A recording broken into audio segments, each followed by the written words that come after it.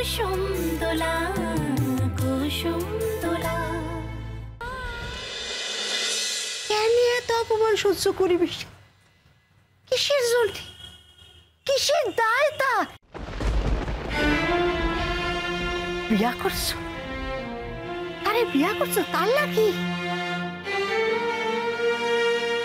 না জামাই, বোধে সুন্দরপুরীর লোকজন খালি বিয়ার লাগি, বিয়ার টিকে রাখার লাগি অপমান সহ্য করে না।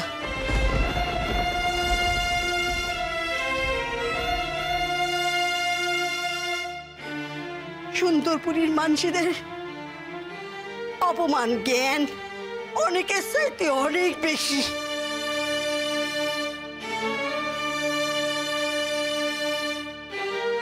কেন মোর বুড়িমার সাথে একদিন থাকি বুঝে পাও নাই সে কেমন ধারা? আপনার তিরস্কার আজ আমি মাথা পেতে নিলাম।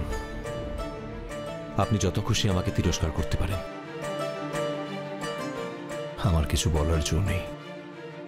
কারণ আমি জানি যা করেছি সেটা আমার ভুল।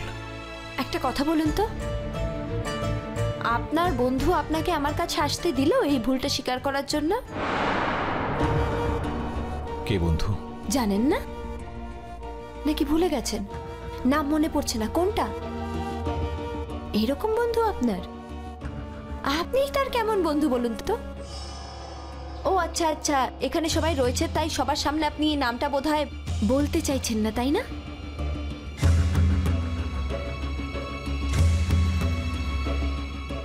সেজন্য মনে পড়ছে না এরকম ভান করছেন। ঠিক আছে, কোনো ব্যাপার না, আমি বলে দিচ্ছি। আমি রূপকথাদির কথা বলছি।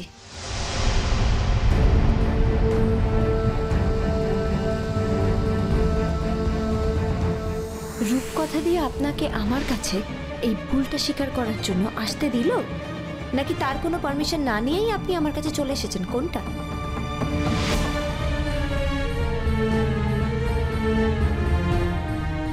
অপমানের শোধ কখন অপমান দিয়ে দেওয়া যায় না ইমন।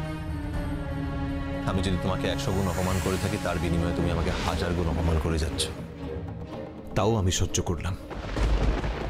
ইমন, তুমি খুব ভালো করেই জানো আমি যখন জীবনে কোনো একটা সিদ্ধান্ত নিই বা কোনো একটা কাজ করব বলে ঠিক করি, পৃথিবীর অন্য কোনো মানুষ আমাকে সেই সিদ্ধান্ত থেকে সরিয়ে আনতে পারে না। পৃথিবীতে কারো সাধ্য নেই এই কাজটা থেকে আমার মন ফিরিয়ে আনতে পারে।